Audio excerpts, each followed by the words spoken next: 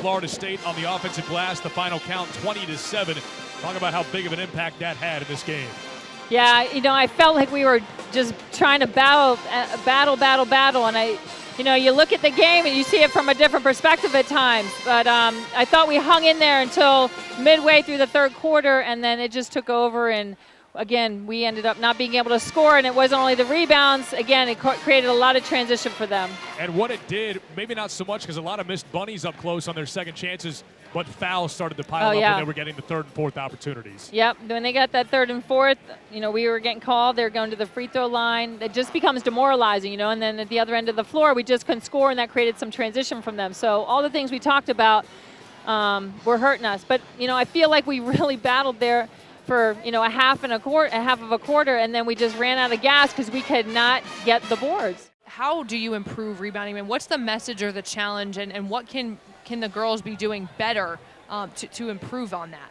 How do you work on that, I guess, day in and day out in practices to see it translate over into a game like this? I mean, we've just been doing breakdown drills. We've been doing competitive 3-around-1 rebounding, putting the bubble on. It has to sink in because we have to be able to do it. So, again, we try and put them in situations as much in practice to make them really have to fight. Winners run, losers run. I mean, all those type of competition rebounding drills that you do. And at some point, like you said, it has to translate. Coach, last thing for you. The game on Sunday against Pitt is a really big one when you start looking at the ACC standings. One of those teams, again, right in the middle.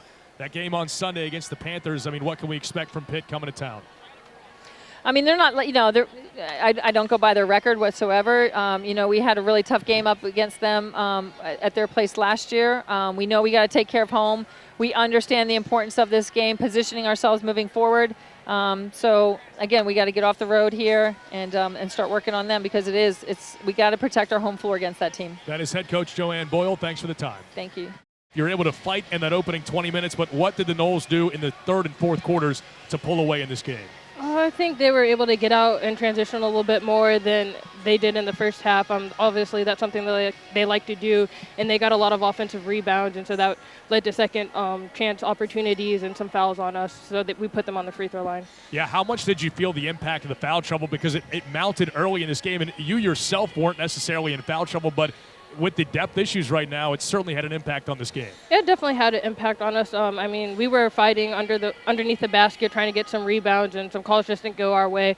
But even though the outcome did end up the way we wanted to, I mean, Lauren, Mo, a lot of our posts, some of our guards, they definitely battled underneath, even though the outcome didn't show it. Yeah, obviously you guys having to play through a lot of different players and a lot of foul trouble throughout the game. What did you sort of see against their 2-3 zone? You guys were successful against their man, and then when they switched to the 2-3 zone, it seemed to sort of create some problems and had a hard time getting the ball inside. But what were you seeing from your perspective? Oh, just a little stagnant, and then also with our foul trouble, Aaliyah was on the bench, so then we had to move Mo to the 3, and that's not necessarily her natural position, so it put us out of place a little bit. But just not being able to get some inside touches, just moving it inside out really killed us today. Coach Boyle just talked about the need to protect home floor coming back on Sunday hosting Pitt, and it's a very important game in terms of the conference standings. What do you do with this game, though, going forward? Is this one you just immediately clear it and turn the attention to Pitt immediately, or are there things to go back and look at? I mean, I think there's always something to learn from each game, whether you win or lose. And so I think we'll definitely learn from this game and then move on